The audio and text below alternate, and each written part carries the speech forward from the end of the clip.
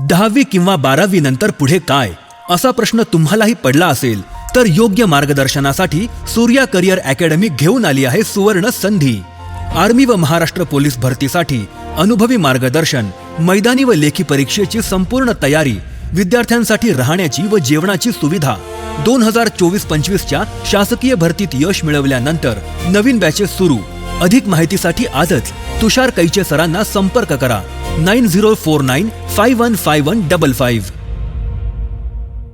सन्मान्य अध्यक्ष महोदय, हा प्रश्न आणि ही घटना खरं तर माझ्या मतदारसंघातली आहे आणि शासनाचं लक्ष वेधण्यासाठी काल मी पायऱ्यांवर बसून ह्याच प्रश्नांकडे लक्ष वेधण्यासाठी ते आंदोलन केलं होतं आणि मी आभार व्यक्त करते अध्यक्ष महोदय आपले की आपण आज माझी लक्षवेधीसुद्धा घेतली आणि हा प्रश्नसुद्धा चर्चेला येत आहे।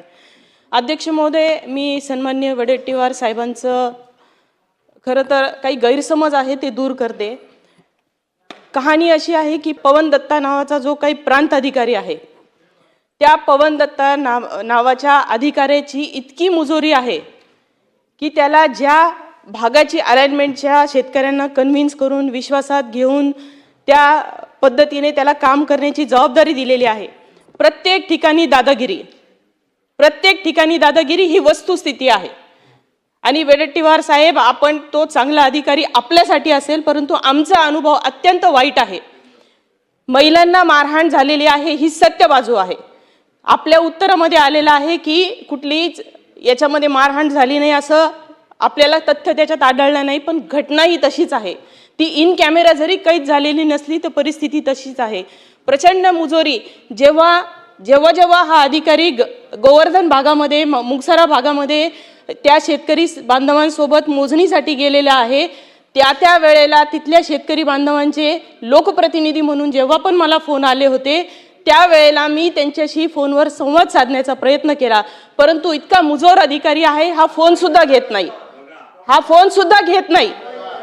आणि त्यानंतर मी विभागीय आयुक्त गेडाम साहेबांना सुद्धा फोनद्वारे तक्रार केली, त्याच्यानंतर जिल्हाधिकाऱ्यांना सुद्धा तक्रार केली। त्यांनी हेमांगी पाटील मॅडम आहेत ॲडिशनल कलेक्टर, त्यांच्या माध्यमातून त्यांना समज देण्याचा प्रयत्न केला। ही खरी घटना आहे। माझी आपल्याकडे नम्रतेची मागणी आहे, शेतकऱ्यांना खरंच जर न्याय द्यायचा असेल तर पवन दत्ताला त्वरित निलंबन करावं आणि त्याच्यावर गुन्हा दाखल व्हावा, एवढी माझी विनंती आहे आपल्याला। आणि ही वस्तुस्थिती आहे, कारण एका महिलेवर, शेतकरी महिलेवर हात उचलताय आपण। सरकार एकीकडे कालच मला असं वाटतं परवा आपण शेतकरी महिलांसाठी धोरण आणतो आहे, इतकं चांगलं काम शासन करत आहे, परंतु अशा अधिकाऱ्यांमुळे शासन जर बदनाम होत असेल मला असं वाटतं याच्यावर कठोर कारवाई झाली पाहिजे। आणि दुसरा माझा प्रश्न आहे की याच्यामध्ये सचिन चिंतावार एकम संस्था ज्या PMC याच्यामध्ये तथ्य आहेत। माझ्याकडे 7 बारे आहेत साहेब। मी माननीय मुख्यमंत्री महोदयांना भेटले, त्यांना पत्र दिलं, चौकशीचे आदेश जिल्हाधिकाऱ्यांना माननीय मुख्यमंत्री महोदयांनी दिले। चौकशी RDC राजपूत साहेबांच्या माध्यमातून पूर्ण झालेली आहे। त्याचा अहवाल काय आहे, कालही मी मेसेज केला कलेक्टर साहेबांना, मला अजून उत्तर मिळालेलं नाही। तर त्याचीही चौकशी होऊन ती संस्था काळ्या यादीत आपण टाकणार का, असे माझे 2 प्रमुख प्रश्न आहेत। याच्यामध्ये MSRDCचे जे अधिकारी आहेत दिलीप आकाराम साळुंखे यांच्या मालकीची या अलाइनमेंटमध्ये जमीन आहे ज्याला फ्रंट मिळालेला आहे। या MSRDCच्या अलाइनमेंट त्यानंतर अशोक खरात प्रकरण जे भारतात गाजलं त्याची सुद्धा जमिनीला फ्रंट आणण्यासाठी हा प्रयत्न झालेला आहे। श्री संजय चहांदे यांच्या पत्नी सुजाता संजय चहांदे यांच्या नावावर सुद्धा तिथे गवळणेमध्ये विल्लोळीमध्ये गट क्रमांक 42 आहे, त्याच्यात जागा आहे। सारूळमध्ये काही माजी पोलीस अधिकारी आहेत, बिल्डरांना हाताशी धरून या संपूर्ण अलाइनमेंटमध्ये शेतकऱ्यांवर अन्याय करून ह्या सर्व अधिकाऱ्यांच्या, बिल्डरांच्या, इन्व्हेस्टर्सच्या अलाइनमेंटमध्ये यांचा जागेला फ्रंट येण्यासाठी ही सर्व ॲडजस्टमेंट झालेली आहे।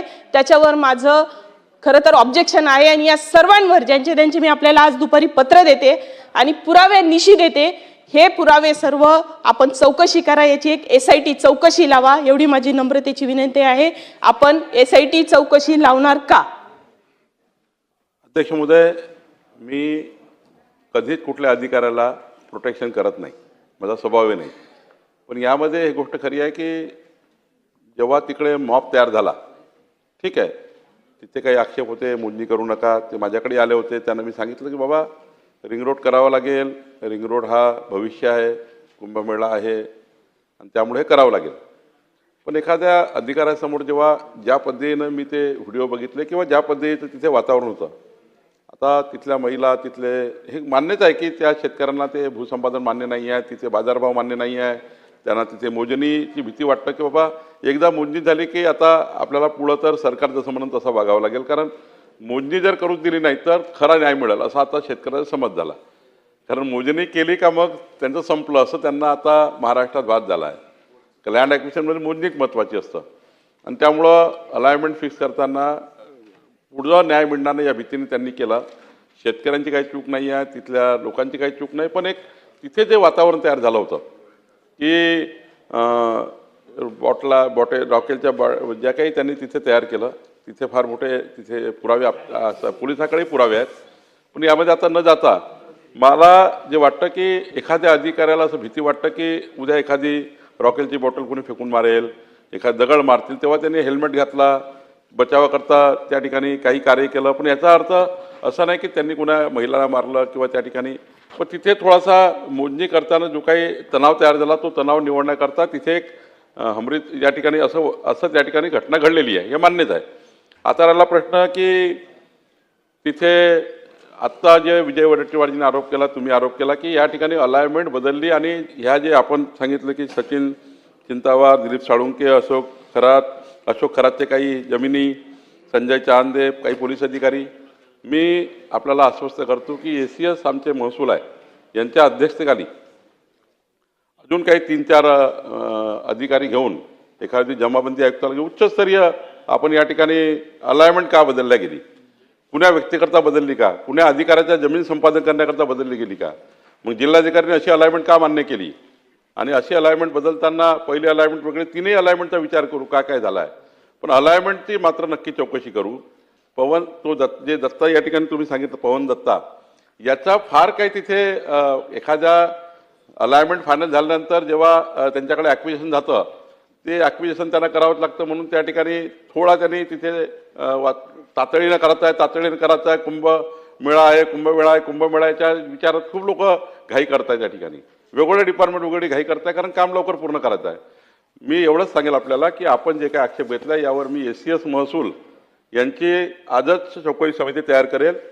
15 दिवसामध्ये याचा पूर्ण रिपोर्ट तयार करून ज्या ज्या लोकांनी आपल्या जमिनी तिथे सरकारला देऊन त्या ठिकाणी भ्रष्टाचार करण्याचा प्रयत्न केला असं एवढंच नाही तर मागच्या 3 वर्षामध्ये ज्या जमिनी त्या ठिकाणी जाणीवपूर्वक खरेदी केल्या असेल शेतकऱ्याच्या आणि या रिंग रोडमधून जास्त पैसे मिळावे, 4पट 5पट पैसे मिळावे याकरता आणि बाजारभाव त्या ठिकाणी वाढवून काही कटकारस्थान केले असतील तर याची ACS महसूलच्या माध्यमातून उच्चस्तरीय अधिकारी, जमाबंदी आयुक्त असेल, तिथले IGR असेल, या प्रकरणामध्ये आम्ही चौकशी करून याचा रिपोर्ट 15 दिवसामध्ये आमच्याकडे येईल.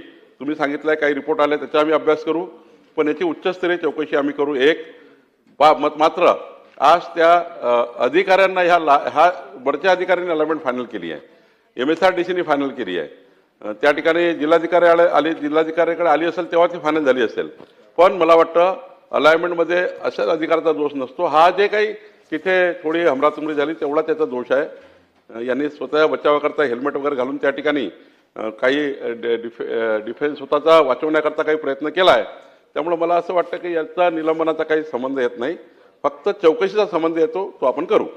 आपला जो दुसरा प्रश्न आहे की राहून गेला की याच्यामध्ये ते जे काही तुमचा आक्षेप आहे की तो अधिकारी मुजुरी करतो, तो अधिकारी लोकही चांगलं वागत नाही, तो अधिकाऱ्यांनी तुमची त्या ठिकाणी त्याची तक्रार तुम्हाला करायला लावली, त्यांना मात्र नक्की समज देण्यात येईल.